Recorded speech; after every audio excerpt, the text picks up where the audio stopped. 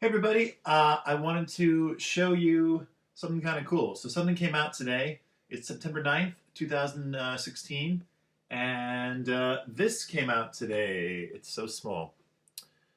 The Beatles live at the Hollywood Bowl, and it came out on CD, and I just finished listening to it in my car. There's the back there, and it opens up like this. It's got those original tickets that they had on, well, not the original tickets, but they had on the original Hollywood Bowl vinyl that was released in 1977, which is right there, and I'll be showing you that very soon. Comes like this. Here is the CD. I gotta say, I don't love the package. I was a little kind of bummed. I don't know. It doesn't seem like a Beatles album to me. It's not like the usual Beatles packaging, but it still sounds good.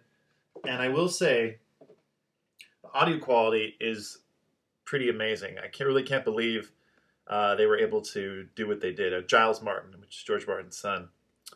Here's the booklet. I'll just flip through it really quickly. It's got some cool photos I've never seen before. That press conference they had in Capitol Records. The essays that some guy wrote. It's pretty cool. Not a lot of new information, but they definitely are hyping this new documentary. They have this little insert in here about 8 days a week by Ron Howard. They're really hyping that, and I mean, it makes sense. So they basically released this album in support of the documentary 8 days a week, which comes out next Friday. We'll be seeing that in the theaters. Also, they're showing it with the Shea Stadium concert that they filmed. So I guess they remastered that as well. I think it'd be cool if they released the Shea Stadium album as well, the audio version of it. I don't think they're going to, but I think it'd be kind of cool since Giles Martin also remixed and remastered that. So that'd be kind of cool to see. So this does come out on vinyl as well, November 18th. So I'll have to wait another month for that. But so as I was saying, let's get back a little bit more about this live at Hollywood Bowl.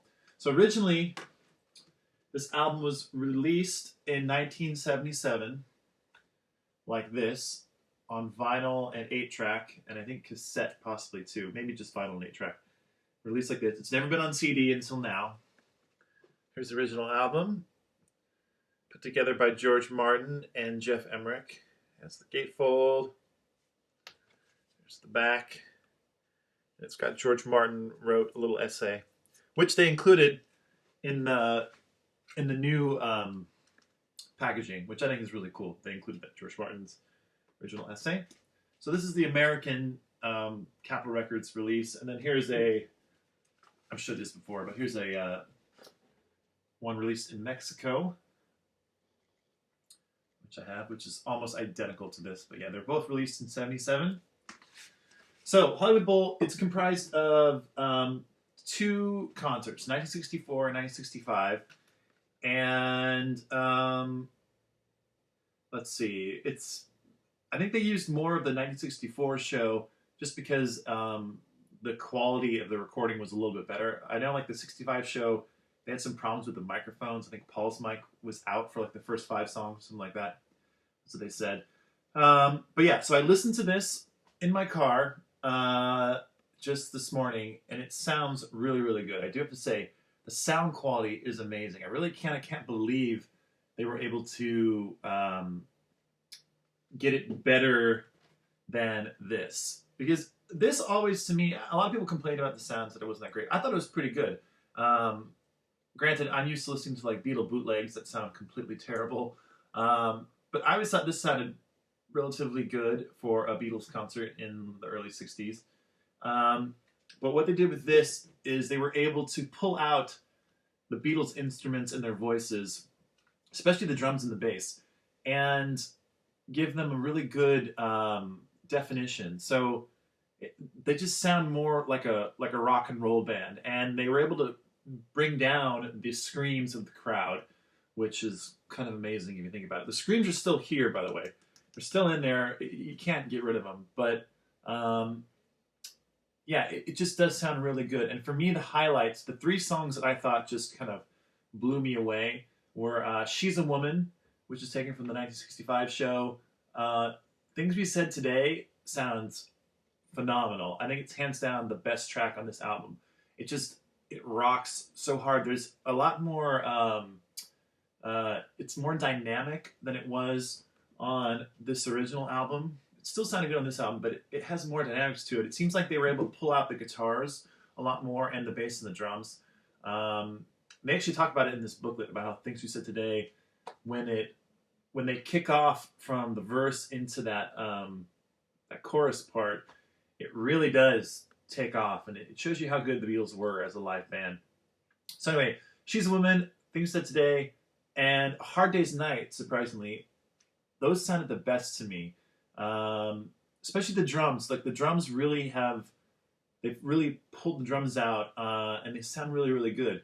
Surprisingly, they don't have the drums in the middle of the stereo channel. They have them over here to the left, it seems like, on most of these songs. But it actually works. It seems like the drums are to the left. It's like drums to the left, lead guitar in the middle, and maybe a little bit to the right, and then John's guitar to the right. And the vocals are pretty much in the middle. Yeah, but it sounds really cool. And also, you get 4 bonus tracks. Although they use the word bonus track pretty, I don't know. I wouldn't call them bonus tracks in my opinion. First of all, the one bonus track, "Babies in Black," was available as the B-side to the "Real Love" single that was released in 1996, I think it was. So that's already been out. But I mean, this is, I guess, remixed by Jazz Martin, but it doesn't sound all that different to me.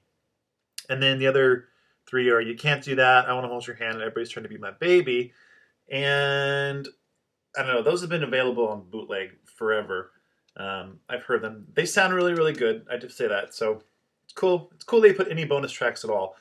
I think it's really easy to be critical of this album because to me they could have done so much more with this. I think it's really great that Giles Martin went in there and remixed and remastered all these songs. He did a fantastic job. That's cool. I'm going to leave that alone, and I think that alone is worth picking this up. But as far as what they could have done, I think would have been really cool is, okay, include Giles Martin's remix remastering of the album. That's fantastic.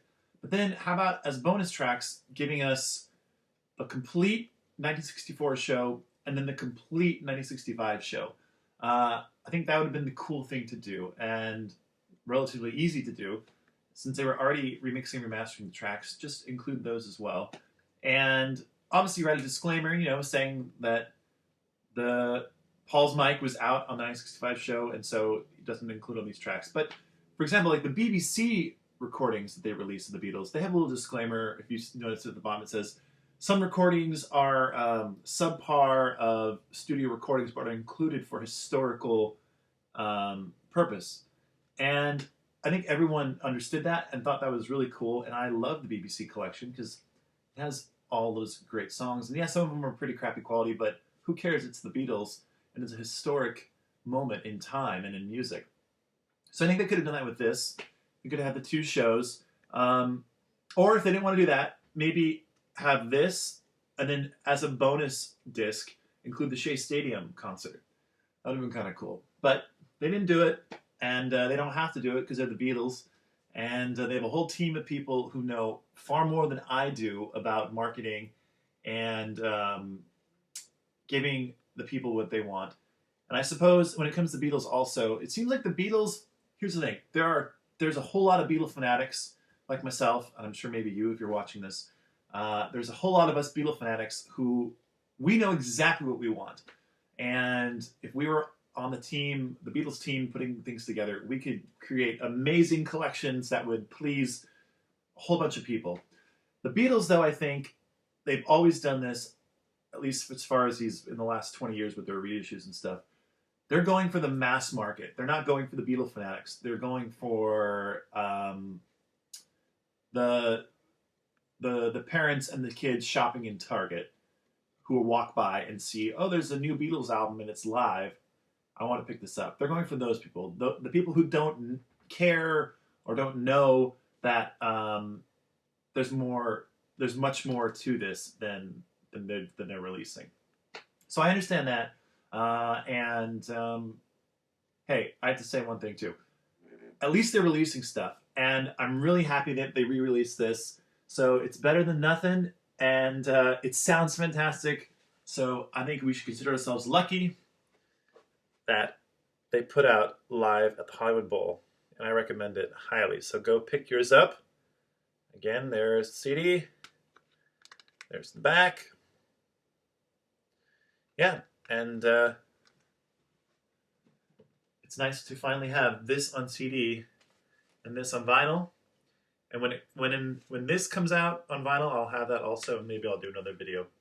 So that's it for now. Beatles live at the Hollywood Bowl. On another note, I will be at the Hollywood Bowl tonight seeing ELO. Okay, bye.